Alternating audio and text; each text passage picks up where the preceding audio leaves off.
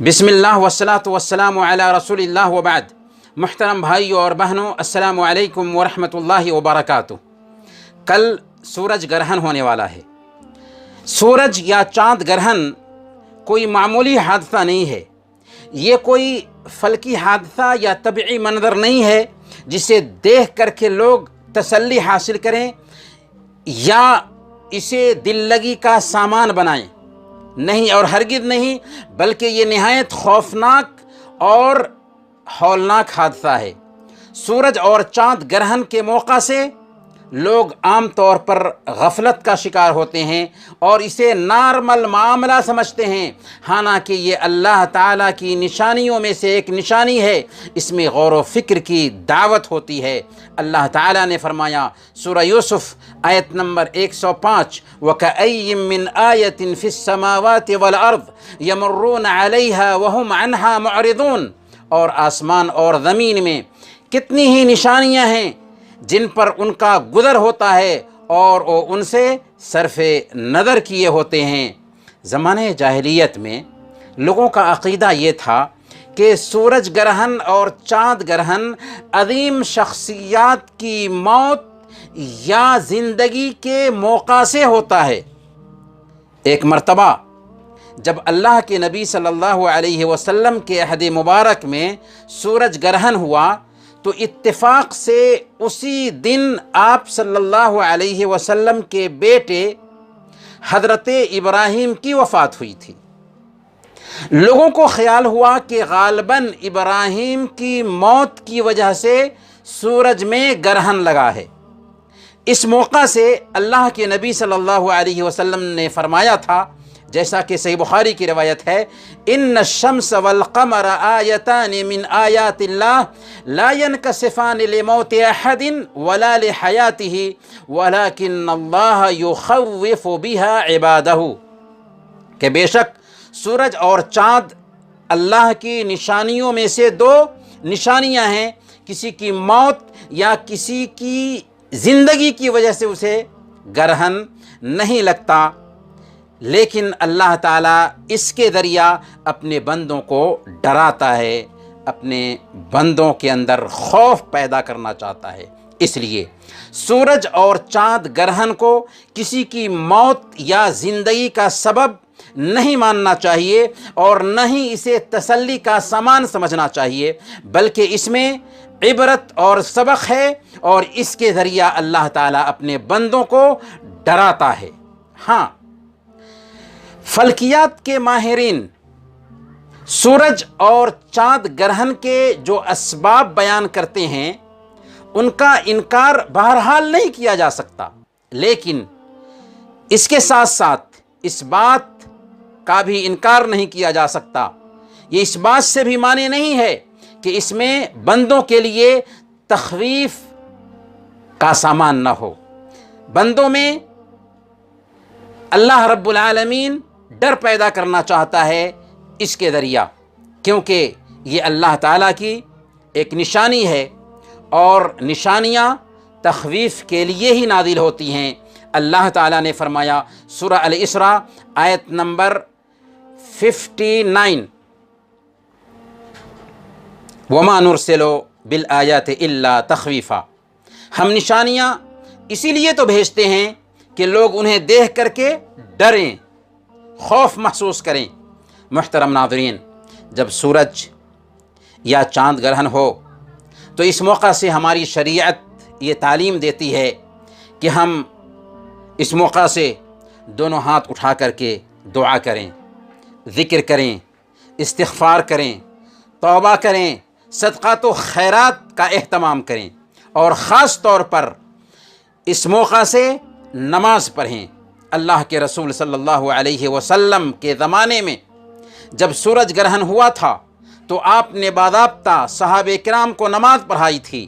صحیح بخاری اور مسلم کی روایت ہے، اللہ کے نبی صلی اللہ علیہ وسلم نے ارشاد فرمایا، ان الشمس والقمر لا يخسفان لموت احد ولا لحیاته ولکنہما آیتان من آیات اللہ فاذا رأیتموها فصلوا، بے شک سورج اور چاند گرہن کسی کی موت یا کسی کی زندگی کی وجہ سے نہیں ہوتا، لیکن یہ اللہ کی نشانیوں میں سے 2 نشانیاں ہیں، لہذا جب تم انہیں دیکھو تو نماز پڑھا کرو۔ اس موقع سے صدقات و خیرات کا بھی اہتمام کرنا چاہیے، کیونکہ اللہ کے رسول صلی اللہ علیہ وسلم نے فرمایا تھا وَصَلُّوا وَتَصَدَّقُوا، نماز پڑھو اور صدقہ کرو۔ اس موقع سے دعا کا بھی خوب سے خوب اہتمام کرنا چاہیے، کیونکہ اللہ کے نبی صلی اللہ علیہ وسلم نے فرمایا تھا فَإِذَا رَأَيْتُمُوهُمَا فَادْعُوا اللَّهَ وَصَلُّوا حَتَّى يَنْجَلِيَ، جب تم چاند گرہن یا سورج گرہن کو دیکھو تو دعا کرو، نماز پڑھو یہاں تک کہ فضا صاف ہو جائے۔ آئیے جانتے ہیں کہ سورج گرہن اور چاند گرہن کی نماز کا طریقہ کیا ہوگا، نماز کیسے پڑھی جائے گی۔ تو یاد رکھیں کہ سورج گرہن اور چاند گرہن کے موقع سے 2 رکعت نماز پڑھی جائے گی، ہر رکعت میں 2 قرات ہوگی۔ نوٹ کیجئے کہ ہر رکعت میں 2 قرات ہوگی، 2 رکوع ہوگا اور 2 سجدے ہوں گے، عام نمازوں سے بالکل الگ۔ ہر رکعت میں 2 قرات ہوگی، 2 رکوع ہوگا اور 2 سجدے ہوں گے۔ صحیح مسلم کی روایت ہے، سید عائشہ صدیقہ رضی اللہ تعالی عنہ بیان کرتی ہیں کہ وَصَلَّى 4 رَكَعَاتٍ فِي رَكَعَتَيْنِ و4 سجدات، کہ آپ نے 2 رکعتوں میں 4 رکعات پڑھی اور 4 سجدے کیے۔ اور اس نماز میں قرات زور سے ہوگی، کیونکہ اللہ کے رسول صلی اللہ علیہ وسلم نے قرات زور سے کی تھی۔ صحیح بخاری اور مسلم کی روایت ہے، سیدہ عائشہ صدیقہ رضی اللہ تعالی عنہ بیان فرماتی ہیں کہ اللہ کے رسول صلی اللہ علیہ وسلم نے سورج گرہن کی نماز میں زور سے قرات کی۔ جب آپ قرات سے فارغ ہوئے تو اللہ اکبر کہا اور رکوع کیا۔ جب رکوع سے سر اٹھایا تو کہا سمع اللہ لمن حمدہ ربنا ولک الحمد، پھر آپ نے دوبارہ قرات شروع کر دی۔ اس طرح آپ نے 2 رکعت میں 4 رکعتیں پڑھیں اور 4 سجدے کیے۔ اس نماز میں قرات خوب لمبی کی جائے گی۔ اللہ کے رسول صلی اللہ علیہ وسلم نے نہایت طویل قیام، نہایت طویل رکوع اور نہایت طویل سجدے کیے تھے۔ البتہ دوسری رکعت کے مقابلے میں پہلی رکعت زیادہ طویل ہوگی۔ سیدہ عائشہ صدیقہ رضی اللہ تعالی عنہ بیان کرتی ہیں کہ ما سجدت سجدتن ما سجدت سجودا قط کان اطول منہا، یعنی میں نے اس سے زیادہ طویل سجدہ کبھی کیا ہی نہیں۔ چاند اور سورج گرہن کی یہ نماز مسجد میں جماعت سے پڑھی جائے گی۔ ہاں، ان دنوں کرونا وائرس کی وجہ سے اگر ہم اسے مسجد میں قائم نہیں کر سکتے تو گھر میں بھی جماعت بنا کر اس نماز کا اہتمام کیا جا سکتا ہے۔ اس نماز میں مردوں کے ساتھ عورتیں بھی شریک ہو سکتی ہیں۔ نماز کے بعد مسنون ہے کہ امام خطبہ دے، اور راجح یہ ہے کہ خطبہ 2 نہیں بلکہ 1 ہی ہوگا۔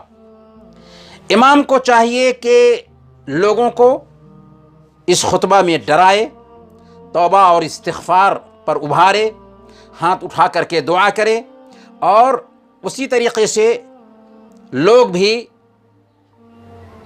آمین کہیں۔ یہ نماز کراہت کے وقت بھی پڑھی جا سکتی ہے، کیونکہ یہ سببی نماز ہے، اس لیے اس نماز کو فجر کے بعد سورج نکلنے اور صاف ہونے تک پڑھا جا سکتا ہے۔ اس نماز کی شروعات सूरज या चाँद के ग्रहण होने से ही कर देनी चाहिए और उस वक्त तक पढ़ते रहना चाहिए जब तक सूरज और चाँद का ये ग्रहण दूर ना हो जाए। सूरज ये चाँद ग्रहण दूर होने के बाद ये नमाज नहीं पढ़नी चाहिए, क्योंकि ये सबबी नमाज है। जब सबब जाता रहा, वक्त निकल चुका, तो अब नमाज पढ़ी नहीं जाएगी। सबब ख़त्म होने के बाद, वक्त निकलने के बाद ये नमाज मशरू नहीं है।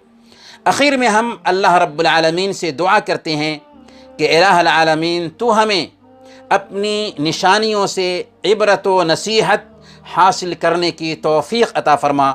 व सल्लल्लाहु अला नबीना मुहम्मद व अला आलिहि व सहबिही अजमाइन।